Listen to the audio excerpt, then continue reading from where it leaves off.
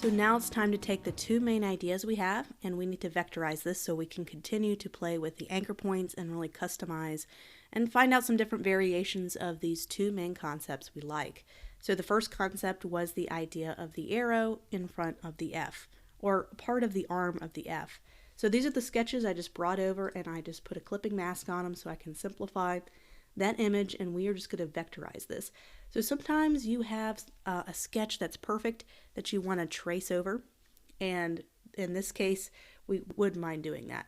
So what we want to do is we want to be able to have some snap to grids on, and we want to maybe even show a grid. So let's go ahead and show a grid, and then we can kind of use this to kind of create this perfect shape that we already sketched out. So in this case I'm going to get the pen tool, and I am going to, since this isn't a transparent background, I am going to just reduce the transparency a little bit. And I'm just going to simply trace. A lot of times having your snap to grid will be really important. So snap to grid. So I'll just kind of make it a little bit easier to get out our idea. Let's get our direct selection tool. Let's kind of perfect that a little bit. Let's do our arrow. And sometimes snapping to grid or using the grid may not be for your concept if you have a lot of curves and bends. Just doing it for this concept. So there's kind of a quick vectorizing process. We can eliminate our original sketch. We can flip this to a fill. We can even soften the corners on this just a tad, just a very small little bit, so it doesn't seem so harsh. So that was kind of a quick way to bring in that idea, and then we need to kind of sketch out the other characters as well. There's also something called image trace that I wanted to bring to your attention. It could be good if you have a very illustrative hand-drawn typography. I'm going to talk about image trace really quickly, just for those who really want to keep that sketchy, raw, organic feel to their logo. Let's talk about image trace for just a few minutes. So this is a hand brush typography that I did in Procreate, and I brought it in as a transparent background, so there's no background on here, it's just transparent, and you have this brush lettering. Let's say I want to do a handwritten typography for my logo, and I want to be able to vectorize this very quickly. Let's use image trace. So I have our image selected. We're going to go up to Object, Image Trace, and we're going to Make and Expand. So it's going to make an image trace, and then it's going to expand it so we could start to edit and look at the little individual anchor points it creates. Okay, so you can see when you move in that there's definitely some changes that they had to make to be able to emulate that brush lettering, and this is not perfect. Results are going to be varied, but it did its best job at hand tracing that brush look, and it looks pretty good from a distance and looks pretty good up. Just up close you can see the little bit of jagged edges, but you can always smooth that out a little bit later. But it does a good job at getting the really basics outlined for you, and it saves you a lot of time. So let's take the direct selection tool. We don't need the background box anymore. So now if you highlight all this, you can see all those little anchor points, and we can even simplify the amount of anchor points we see.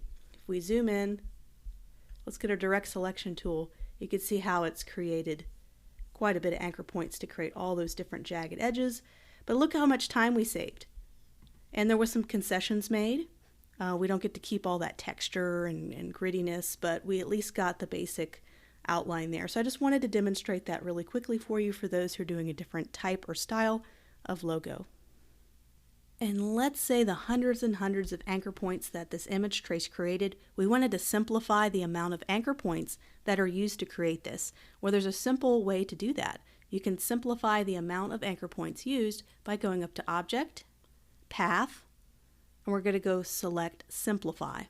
This is going to give us a little range where we can simplify. You notice how it kind of made it more smooth, and we can change this. What it's doing is it's taking the hundreds of different anchor points and trying to simplify and eliminate anchor points so that it doesn't need as many anchor points to create the shape. So this could be one way to smooth it out. So you can get it very simple or more complex. And what if we have a concept that has some really rough, chunky lettering, and it's not worth tracing because that's kind of worthless. It's not very exciting. So how do we bring this in, and how do we create kind of this simple typography?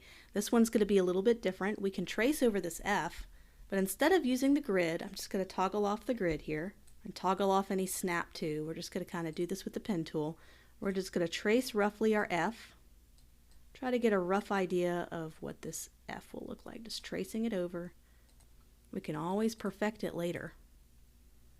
But when you have kind of some characters or lettering that reminds you of another typeface or another font, sometimes it's nice to bring in what's called a base font. So we're going to bring in a base font and manipulate that to make it what we want to make it. So I'll show you an example. So this is kind of how the original, this is Quicksand typeface. And I found that this had the same thickness of my sketches. It had the same kind of idea and thickness and everything of the characters. And I wanted to retain that nice thickness.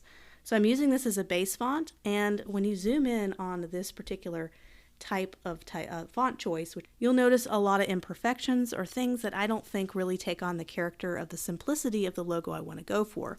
So you'll notice how the U looks, how it has this really strange bending right here at the leg of the letter, and it also has some inconsistent thickness, so you have a lot of contrast here. So you have kind of a thinner line here and a thicker line here, so all that contrast is really making this a unique U, but not really anything I'm very excited about. I'm kind of definitely want to eliminate that, and we're going to do that by customizing this. Same thing with the X. You have this really unique flair about the character, but we want to create our own, and I want to have a little bit more of a simple kind of angle. And same thing goes for the F. You notice this really wonky, weird, how this kind of, it's a little bit thicker up here than it is down here, and it creates this almost childlike look. And I don't really want to go for a childlike look, but we can go ourselves and change the anchor point so this has that part of that character is eliminated. So we can eliminate all the imperfections that we don't want for our brand and make it our own. And this is what we're going to end up with. I'm going to do this with you for just a few minutes to kind of show you the process of how you do this. But this will be what we end up with. We would have removed the weirdness of the top of the F, and we would have changed the contrast so it's more even throughout. So you have this nice, bold, even contrast throughout all of the characters.